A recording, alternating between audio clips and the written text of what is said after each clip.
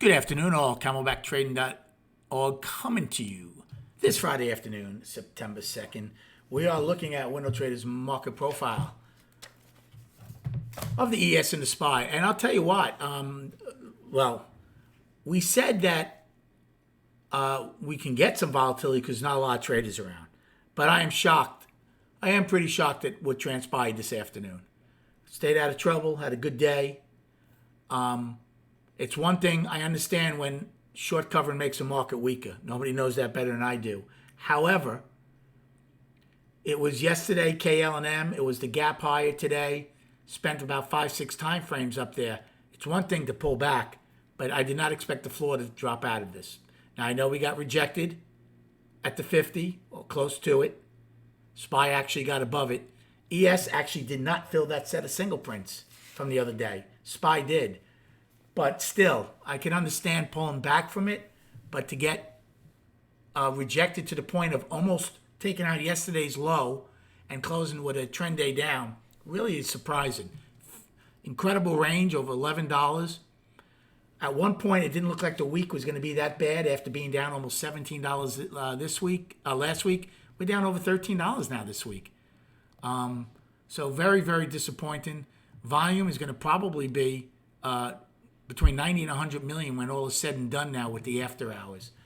So we're going to go over all these charts and everything. I feel like I'm losing my voice. So let's go over my trades. Had a good day today. Took a long in A period against overnight halfback. That worked out. In C period, it looked like we might go trend. I took a long, ended up basically breaking even on that.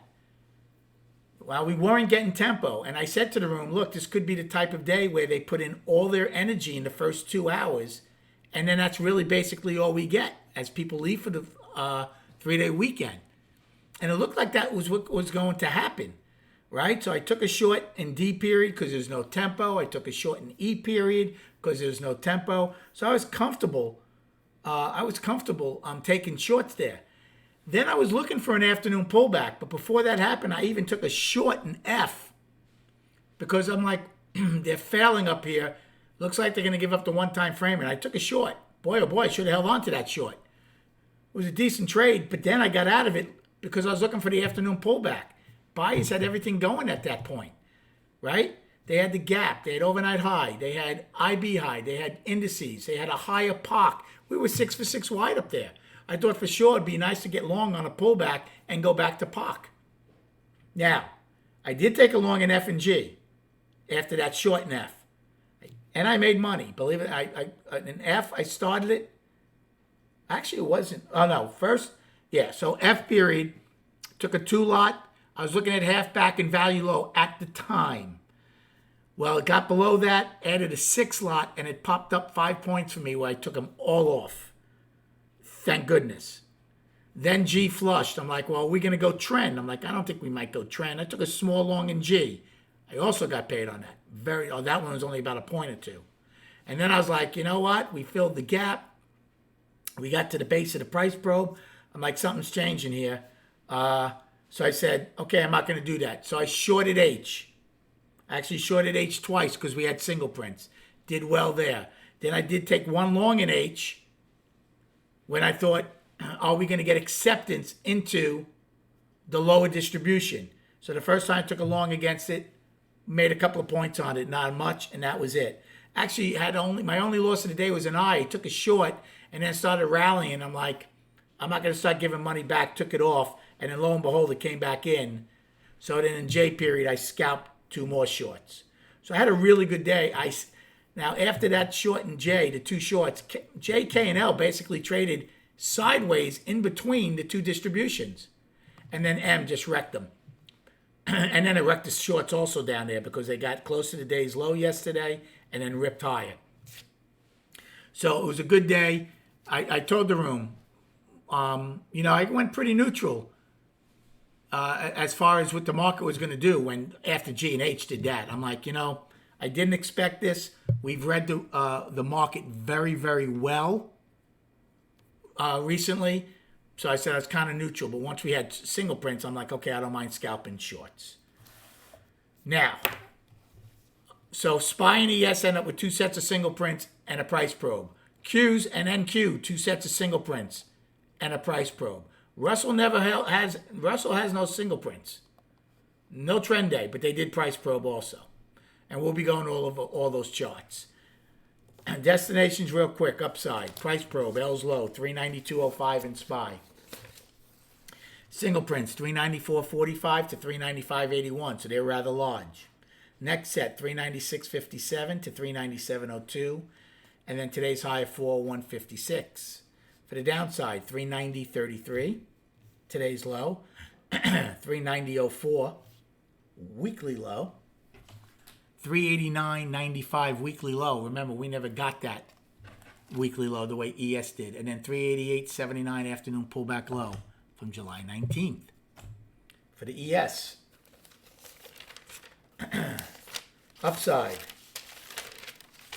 23.25 price probe, single prints 47.50 to 61.25. Second set 69 to 73.25. Today's high of 19.25. And then no single prints, 19.50 to 20.50 from August 30th. For the downside, 06 today's low, 03.50 weekly low. And then single prints below that from July 22nd, 01.75 they get filled. 96.75 they get filled, 91.75 they get filled, and then 38.83.75. Now, let's go to the charts. So we're going to look at Russell first, like we always do. Look at that disastrous close to the month.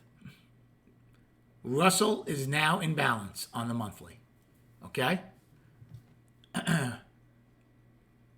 5-month balance, basically. Okay? Last month's the high of it, and then the yearly low is the low of it. So it is in balance. It's a 5-month balance. Weekly is down, clearly down. They do not have, though, weekly gap. So that's one positive for the bulls, but they're down. And then the daily is balance. Okay? Now, they took back, let me see something. That low is 183.19, 183.95. To me, I would call it a 2-day balance. Okay?